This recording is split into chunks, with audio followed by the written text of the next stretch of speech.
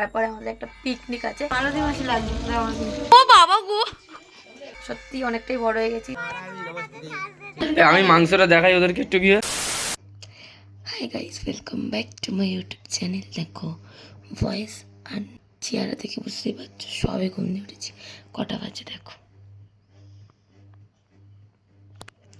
6:20 বাজে। এখন যাচ্ছি আমি স্নানে। আর আজকে হচ্ছে 3 তারিখ, মানে সরস্বতী পুজো। আমি 2 তারিখে পুজো করিনি, 3 তারিখে পুজো করবো বলে। তো আমার ভাইদের মণ্ডপে আজকের পুজো, স্নান করবো বলে ঘুম দিয়ে আমার ভাই তুলে দিয়েছে। তো এখন যাচ্ছি আমি স্নানে, তারপরে সে রেডি হবো। তো চলো, রেডি হওয়ার আগে দেখে আসি যে আমার ওখানে দরকার লাগবে কি লাগবে না। তার আগে তোমরা ওয়েদারটা দেখো। 3 তারিখে আমাদের এখানে কী লেভেলের কুয়াশা পড়েছিল। আর আমি দেখো স্নান করে কাঁপতে কাঁপতে এখন ভাইদের মণ্ডপে যাচ্ছি দেখতে ঠাকুরমশাই এসছে কিনা, ফল টল কাটতে হবে কিনা। দেখতে পাচ্ছ কুয়াশাটা কী লেভেলের পড়েছিল। আর সত্যি বলছি, জীবনে না অনেকটা বড় হয়ে গেছি। সত্যি এতটা বড় হওয়ারও ইচ্ছে ছিল না, কিন্তু হয়ে গেছি, কিছু করার নেই। তো যাই হোক, এখানে এসে দেখলাম পুজো স্টার্ট হয়ে গেছে। আমাকে ভাই বলল যাও আপনি কি শাড়ি পরে আসো। তো আমি এখন যাচ্ছি শাড়ি পরতে। আর এখানে দেখছি আমার ভাইকে কি সুন্দর লাগছে।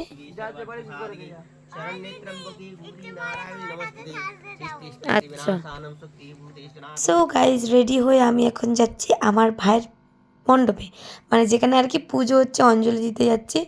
এখন বাজে 7টা। আর দেখো কুয়াশাটা কিন্তু এখনও কমেনি। তো যাই হোক, বক বক করতে করতে চলে এলাম। এসেই দেখলাম হোম স্টার্ট হয়ে গেছে। আর আমার ভাইকে একটা পঞ্চপ্রদীপ জ্বালাতে দিয়েছে। আমার ভাই যদি সেটা জ্বালাতে পারে, ও ভগবান, ওই প্রদীপটা নিয়ে যে ওরা কী করেছে কজন মিলে সে একান্ত আমি জানি। যদি ওটার ভিডিও ক্লিপ থাকতো আমি অবশ্যই তোমাদের সাথে শেয়ার করতাম। তো যাই হোক, আরতি দেখে আমরা বসে গেছিলাম অঞ্জলি দিতে।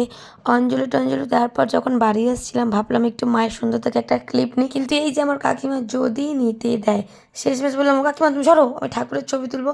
তখন বলছি কি তুই কি আমায় বলেছিস। তো যাই হোক, এখানে দেখো আমার ভাই, মানে এটা হচ্ছে আমার ভাইয়ের বন্ধু, তিনি এখন পূজারি হয়েছেন, তিনি এখন পুজো করছে। তো যাই হোক চলো বাড়ি যাই, কারণ বাড়ির পুজোটা এখনো বাকি আছে। তো গাইজ অঞ্জলি দিয়ে চলে এসেছি। আর এখন বাজে দেখো কটা, 9টা 15টা বাজে। আমাদের এগোডিও ফার্স্ট, আমরা ঘড়ি ফার্স্ট করেই রাখি। তো যাই হোক, এখন বাজতে যায় 15টা। আর আমি এসেছি আমার বাড়ির পুজো দিতে। আর আয়নার অবস্থা দিয়েছো, পুরো বিচ্ছিরি অবস্থা। তো এখন আমি ঘরের পুজো দেবো, দিয়ে আমরা যাবো গোটা চচ্চড়ি নেমন্তন্ন খেতে। তারপরে আমাদের একটা পিকনিক আছে, আমরা মামির বাড়ি যাবো আমরা গোটা চচ্চড়ি খেতে। সত্যি অনেকটাই বড় হয়ে গেছি, সরস্বতী পুজো নিয়ে কোনো মাথা ব্যথাই নেই আমাদের, কি বলবো এখন। তাই আমরা সরস্বতী পুজোর দিন পিকনিক করছি, এটাতে সব থেকে ইউনিক। চলো আমার ঘরের পুজোটা দিই, ঘরের পুজোটা দেবো ঘরের। তো আমার বাড়ির পুজো দেওয়ার ডান। আর এখন আমি ওয়েট করব কখন আমার ঠাকুরের ভোগ খাওয়া হয়ে যাবে, আমি ভোগ তুলব। ভোগ তোলার পর যাব আমরা মামার বাড়ি, সেটাতেই একদম আনন্দে আমি মেতে উঠছি। তো যাই হোক, পরে দেখা হচ্ছে। তো গাইস আমরা বেরিয়ে গেছি, এই দেখো আমার গুলু আর আমি এখন যাচ্ছি আমরা মামার বাড়ি পান্তা খেতে, গোটা চচ্চড়ি খেতে যাচ্ছি। তারপরে করবো পিকনিক, কি মজা। চলো যাওয়া যাক তাহলে, আস্তে আস্তে যাই। আর দেখতে পাচ্ছ আজকে সরস্বতী পুজো নাকি পড়ে ফেলেছি, আর ভালো লাগছে না বিশেষ করে। সকাল দিয়ে উঠে আমাদের মাংস পিকনিক, আমার শাড়িটা শুধু শুধু নষ্ট হয় বলো। আমার গুলোটুকু নিয়ে চলো যা দেখ, সব জায়গায় এখানে সরস্বতী পুজো হচ্ছে দেখো। আমাদের সোনারপুরে সবজির দামটা কম যেহেতু, তাই আমারই দায়িত্ব পড়েছিল সবজির বাজারের। তো বাজার করে যাচ্ছি এখন বড়মার বাড়ি। তো বড়মার বাড়ি এসে আমি আমার গলুকে স্নান করে খেতেও দিয়ে দিয়েছি। এখন যাব আমি গলুর প্রসাদ তুলে মামির বাড়ি পান্তা খেতে। তো আমি চলে এসেছি মামির বাড়ি পান্তা খেতে। আর আমার মা দেখো না কি জোরে জোরে গাল নেড়ে নেড়ে খাচ্ছে। তারপর রিয়াকশানটা দেখবে যখন আমার মা ক্যামেরার দিকে তাকাবে।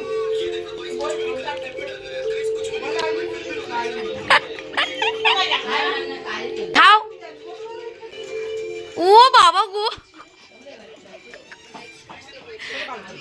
তো প্রথমে তো দেখানো হয়ে গেছে, হ্যাঁ যেটা করেছিল ওটা দেখিয়ে দিয়েছি। তো আমি লঙ্কা দাও না, ওই জন্য তো চাইছি লঙ্কা ঝাল নেই বলে। তাতে চচ্চড়ি দিয়েছে আমাকে মামি, মামি আমাকে অনেক চচ্চড়ি দিয়েছে। আমি একটা চেয়েছি, বাচ্চা তো যায়নি। এগুলো হাইব্রিড লঙ্কা তো, ওগুলো ধানি লঙ্কা। তো খাওয়া দাওয়া করে এসে মামার বাড়ি একটু শুয়েছিলাম, তারপর চলে এসেছি আশার বাড়ি। বলেছিলাম যেহেতু আমাদের পিকনিক, তাই বেশিক্ষণ ওয়েট না করেই চলে এসেছিলাম ওই আসর বাড়ি। আর এসেই দেখো একদম কাজে বসে গেছি। এই যে এখন আদা রসুন ছাড়াচ্ছি, তারপর বিনস গাজর কাটবো, তারপরে আমার পেঁয়াজ কাটতে কাটতে যা অবস্থা হয়েছিল, নাকের জল চোখের জল সব এক জায়গায় হয়ে গেছিলো। আর আমাকে দেখো এরা কীভাবে ভেঙাচ্ছে ক্যামেরা নিয়ে এসে, বলছি ই বাবা নিশাদি কাঁদছে, নিশাদি কাঁদছে। আমি বলছিলাম তোরা একবার পেঁয়াজটা ছাড়িয়ে দেখ, কেটে দেখ কেমন মজাটা লাগে। না মিথ্যে কথা বলবো না, ওরা পেঁয়াজ ছাড়িয়ে দিয়ে গেছিলো। তো যাই হোক, কাটাকুটি হয়ে গেলে আমি আর বাপ্পাদা আবার বাজারেও যাব, কারণ চিংড়ি টিংড়ি অনেক কিছুই আমাদের আনা হয়নি, সেটাই আনতে যাব। তারপরে আমার একটা কিউট মতো ছোট্ট মতো ভাইয়ের জন্মদিন, তার জন্য একটা কেক আনতে যাবো। তো যাই হোক, কেটে ফুটে চলে এসেছি আমরা কেকের দোকানে। আর এটা হচ্ছে আমার ফেভারিট কেকের দোকান, তোমরা সবাই জানো। এখান থেকেই আমি কেক কিনি, কারণ এখানে কাস্টমাইজ প্রচুর কেক পাওয়া যায়। তো এখান থেকেই ভাইয়ের জন্য একটা কেক নিয়েছি। কেক নিয়ে গিয়ে আবার বাড়িতে এসে, মানে আসার বাড়িতে এসে আবার চিংড়ি ছাড়ালাম। এখানে আমাদের বরকি আবার মাংস কাটছে, যেহেতু আমাদের মেনুটা হবে মিক্সড ফ্রাইড রাইস আর মাংস কষা, আমি তো বলিই নি। তো চলো এখন তোমরা শোনো যে ক্যামেরা করছিল তার ভয়েসটা। ওখানে আসলে একটু হাই রে কি দাও, একটু একটু ভালোভাবে দেখা, মুখটা এরকম ঘুরিয়ে নিয়ে চলে গেলি। আমি মাংসটা দেখাই ওদেরকে একটু গিয়ে। এই যে আমাদের মাংস, কি টেস্ট। কেন ভয়েস কাটবে না, কেন ভয়েস কেটে দিবি? কারণ ভিডিও কাউকে দেবো না, ডিলিট করে দেবো। ভাই আমার খুব জোরে গরম খেয়ে গেছিলো, যেই বলেছিলাম যে ভয়েসটা আমি কাটবো না। সত্যিই তো আমি কাটবো না, মানে কাটিও নি। ও একটু শুনুক হাসুক, কত বড় ব্লগার। আর এখানে আমার আসু মাংস কষে কষে পাগল হয়ে যাচ্ছে, কষ ভাই কষ। তারপরে একটুখানি কাজবাজ করে আমি আর উষা চলে এসেছি নাচতে। দেখো কাজ করতে করতে একটু চিলও করতে হয়, তবে তো লাইফটা মজা পাবে বলো। এখানে যা নেচেছি, পুরো ধোঁয়া নেচেছি, নেচে নেচে ফ্লোর কাঁপিয়ে দিয়েছি। তো যাই হোক, নেচে কুদে আবার বাইরে চলে এসেছি, কারণ ফ্রাইড রাইসটা এবার ভাজতে হবে। আমার মা ভাজে না, আমিও ভাজি না, কিন্তু আশুকে দেখলাম বললো ভাজবে। তো যেমন কথা তেমনই কাজ, ভাজার জন্য আমরা দুজন রেডি হচ্ছিলাম ওখানটায়। আশু ভাজার জন্য সব কিছু রেডি করছিল, প্রিপারেশন করছিল, কড়ার মধ্যে ঘি দিয়ে সবজি দিয়ে সব কিছু একদম তৈরি করে রেডি করে নিয়েছিল। তারপরে আমরা দেখো দুজন মিলে নাড়ছি, মানে এতটা পরিমাণে হয়েছিল, কত কী বলবো, 3 কেজি চালকে মুখের কথা। দুজন মিলে নাড়ছি এবং দুবারে ভেজেছি আমরা, একবারে পারিনি করতে। হ্যাঁ দেখো, তোমরাই বলো আমাকে মালতী মাসি লাগছে কিনা। নাইটি পরে লেগিংস পরে আমি এখানে পকোড়া ভাজছি, কেননা আমরা পকোড়া খাবো। তো এবার দেখো, এখানে আমার ভাইকে বলছি ভাই একটু নাচ, ভাই তো নাচলো না, রাগ করে আমি ক্যামেরাটাই বন্ধ করে দিলাম।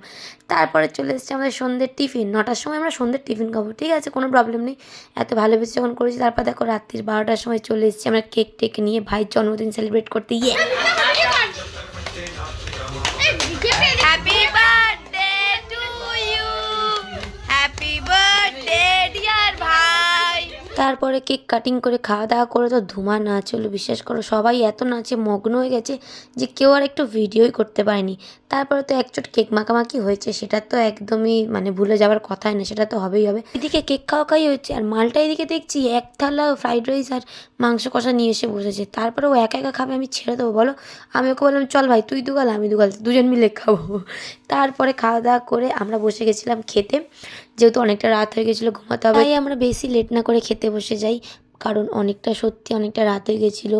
তারপরের দিন উঠে সকালবেলা আবার সবাই কাজেও যাবে, বিল্লা বাপ্পাদা আমাদের আরেকজন ছিল সেও কাজে যাবে, তাই জন্য আর বেশি লেট না করে আমরা খেতে বসে গেছিলাম। আর এখানে আমার ভাইটা মনে হচ্ছে পাগল হয়ে গেছিলো, মানে খুশিতে পাগল হয়ে গেছিলো, জানি না কেন কিরম করছিল মুখ চোখ। তো যাই হোক, আজকের ভিডিও এই পর্যন্ত, দেখা হচ্ছে আবার নেক্সট ভিডিওতে। Tata guys, love you, Radhe Radhe.